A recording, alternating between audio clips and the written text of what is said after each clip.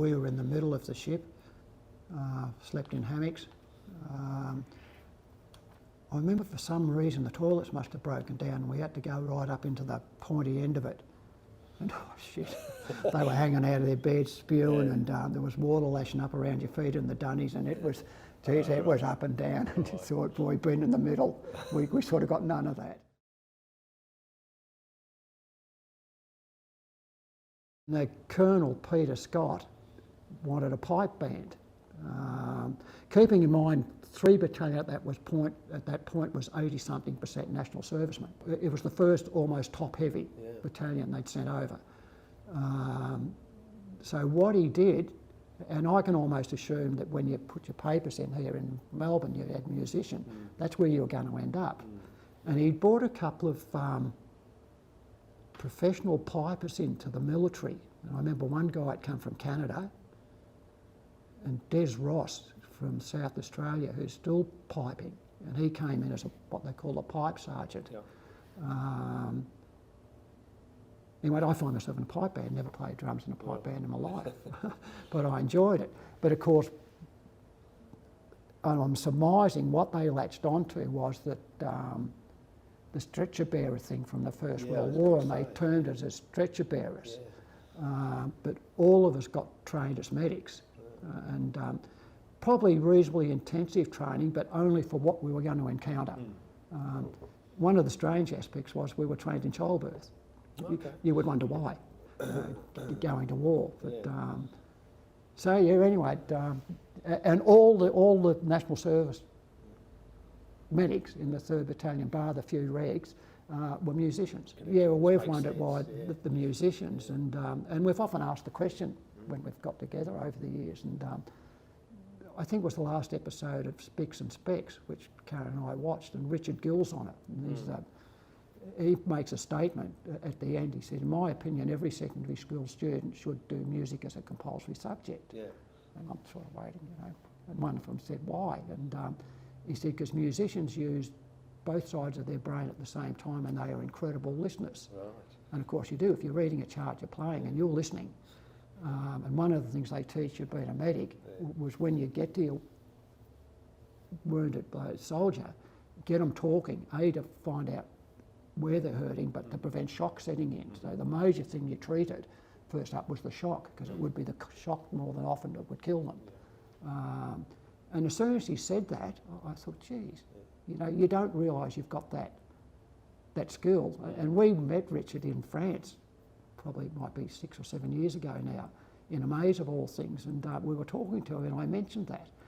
And he said, I'm amazed the Army knew that at the time, that musicians had that skill. So you were the infantry soldier in a contact, you then had to become the medic, and then you had to get to your patient and get them talking as quick as possible. So you're under the pressure of a contact, but you're listening like anything. I suppose you were taking it all in. I can remember, I think it was Baria, the town we went through, and I've only just, there was a big brick building there, and someone said it was a picture theatre once, I think 2-storey. It was like you saw out of the cities in Europe, shot up and bombed. And I've only recently read that there was a big offensive there, that the Viet Cong used it as a stronghold and the Americans went in. So that was possibly the aftermath. So you're sort of aware. I don't think any of us were really aware of what we were in for. They possibly, I'm trying to think now whether they purposely did it, but we were given the impression, I certainly had the impression, you know, they were just farmers and shit kickers we were going to come up against, and it was far from that.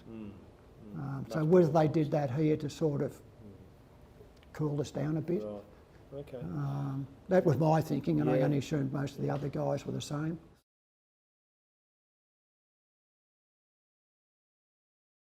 I can remember going into a laundry in Baria, and it was this bloody bombed out joint that I mentioned earlier.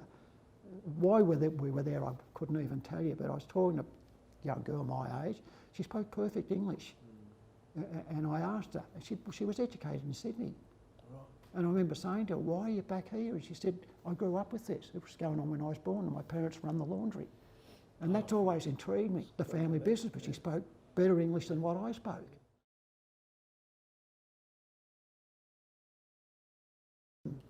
look, we probably all shaped each other once you got over there, once you knew it was for real. As I said, I forget how many days we spent in the wire, as we called it, when we arrived. Might have been 3 or 4, and you got showing the latest booby traps. Acclimatizing, they called it. You had to acclimatise. And we got put outside the wire as a battalion, and there was no enemy activity for, I think, the 15 miles, I think, was the bloody distance they hit, so we sleep up. And I remember waking up, it was just like 1,000 Guy Fawkes nights, it was bloody on. And I probably had a couple of little bits of luck at the expense of others, because I was the medic with John Wheeler's platoon in D Company, and not long before we went, I got swapped into B Company. Ray Finlay took my place in D Company, and they got hit. They had the claymores turned around on them. Johnny Wheeler, who was a reg Louis, he got blown to pieces. I think one of the other guys got killed, John Selsman, I think his name was. So they copped the brunt of that, which I was to the offside of that. So yes, John Wheeler was sort of one of the, how can I put it, the more civil reg officers, just probably because of his personality. He was very bloody opening, friendly guy. I suppose he had an impact on me as the first person that was sort of not fully regimented. But you do learn a lot of the other guys were like that. And what you don't realise at the time was that these Louis that were with us, they were the same age as us. While we were doing our professional training, they were learning to be soldiers, but they'd never been in a war, so they were as green as us. And yet they've got that massive responsibility. Years down the track, you reflect on that. Well, you harboured up through the night. I suppose we moved around the choppers. It probably seems more than we were, so I guess a company would go into an area, the Louis would get given the job. If you count the company headquarters, there would have been 5 platoons, because they were a fairly big group that moved. So I suppose you got given a sector to patrol or set an ambush up in. I don't know whether we covered a lot of ground some days, or well, I had 120 pound on my back and I was the medic, so I hate to think what the guys carrying the M60s had, you know, the weight. I think they were 26 pounds, the M60s. They had seemed to have endless supply of ammo belts wrapped around them. Their number 2s carried a load of ammo and they had a spare barrel for the M60. Then you had your riflemen that carried link for the M60s, and that was by 3. I think we carried 5 days of rations. Might have been 4, but I think 5. Most of what we had on us was, I would say, food and water. You might have had a spare pair of socks, perhaps. Ammo, of course. I'm trying to think now whether I had 2 grenades. I think I carried 2 smoke grenades, which all the other guys would have carried. Medical kit wasn't that heavy. Trying to think what else. Look, that was probably it.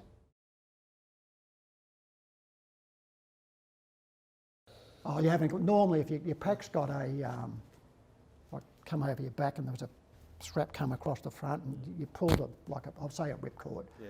So then you could just throw your shoulders back, and it was that heavy, you couldn't stand up. Right. We walked around, bent over the whole time. You couldn't stand upright or you'd go over. But the moment you pulled that and you straightened up, it was off in a flash. Your webbing was on you, so I can't remember how the medical kit was attached to me, but it was with me all the time. So again, you had your pouches full of ammo, you had water, had your 2 grenades, your smoke grenades. So you'd drop your pack, you'd hit the deck, you'd roll, because if they had you in their sights, if you drop, they've got you, but if you drop and roll, which we were trained to do, so that gets you off there. But you very rarely saw them. Yeah. Shooting at start, you rarely saw them. Yeah. And they just blended into that jungle. And I think,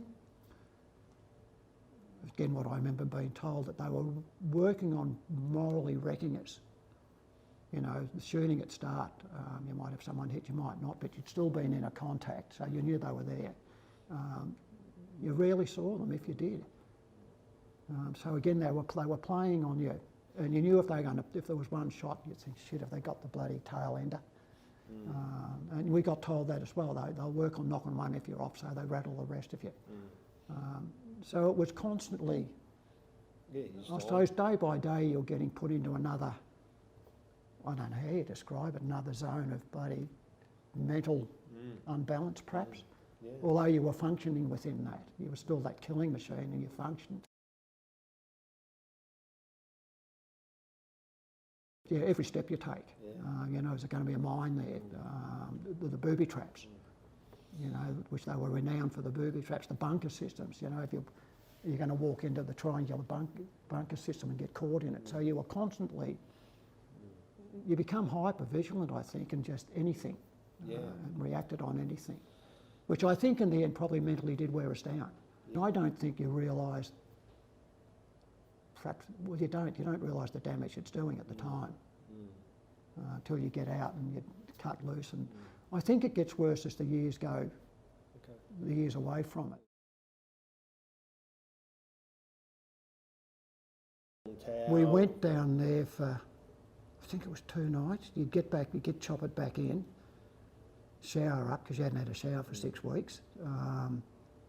The piss would just flow like fountains and big eat up, and then truck down to Vung Tau the next day. I think we were there for 2 nights and then back the third, and there certainly wasn't any piss up the night before we went back out, and you'd go down the helipad onto the choppers and back out. And being a music junkie, I bought a load of stuff at the American PX, which was up the top of the airstrip at Vietnamese, and I had that much of it. I thought, I'm going to have to come home on the 5 days to start shipping some of this home. Probably the most interesting out of that that I've said to Karen over the years is that I came home, and Tullamarine wasn't operating when I went, but we'd landed in Tullamarine. They met me, the family, and now my present wife, and I spent the 5 days, went back, got on the plane, flew back up to Nui Dat and back out into the jungle. And I've said to Karen over the years, you'd wonder why I went back. But as she said, that was normal to you, back here wasn't. And that makes sense. I got the bit of gear home, I knew I had a load to bring home on the final trip. I didn't hesitate. So probably it was, as much as I hate to admit it, it probably was more normal. It was normal.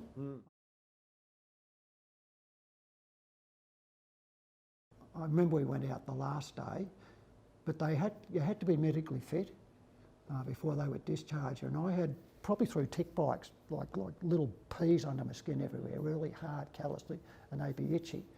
And I can remember getting sent to a specialist, and he burned them out, cauterised them out. And it meant nothing to me at the time, but I can always remember this. Well, I call him an arsehole now because he was a bloody arsehole. But he said to me, don't think you're going to get a pension because of this. Well, I didn't know what bloody pension was.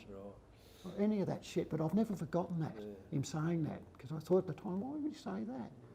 You knew nothing about that stuff. But, he was just, again, you had to make a point of that.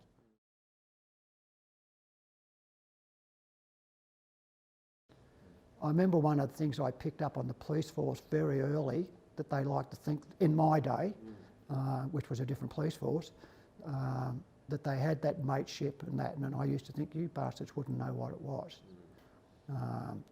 So there's a difference between working shift with guys and then not seeing them for, well, the small stations, which I worked on in the hills for the first 12 years, you were constantly working with the guys, but the bigger ones you might not. But it was a different feeling to every step you took, you were relying on that guy, and he was relying, and relying on you. So that I picked up, and I can remember when Malcolm Fraser started to bring in the Vietnamese refugees.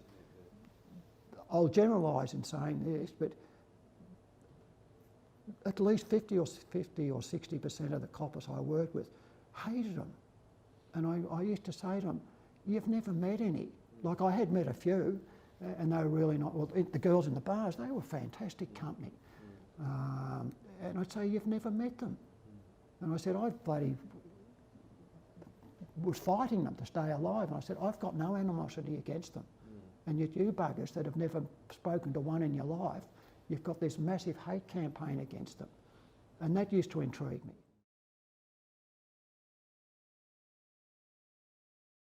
Like, we carried a lot of water, a heck of a lot of water. I'm trying to think, we sometimes got water drops from the choppers, other times from the creeks, and we had a pill, I think, a tablet we put in the water. I can remember at one stage them telling us not to eat any of the seafood if we went through the villages, like I suppose prawns.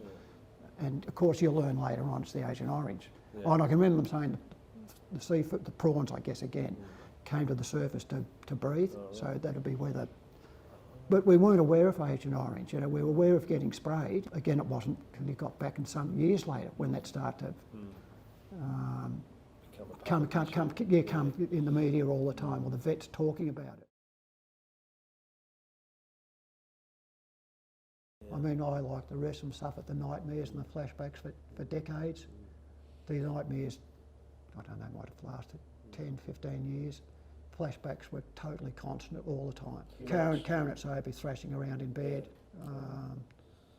One of the most reoccurring ones, and I was conscious of it, was there'd be a knock on the door and the MPs would be there, and I'd say, you know, what do you bastards want?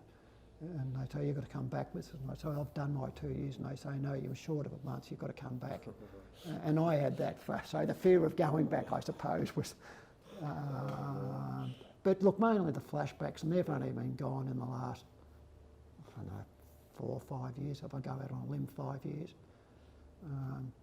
But I could be talking to you guys having a beer here or anywhere, and suddenly for no reason you'd flash.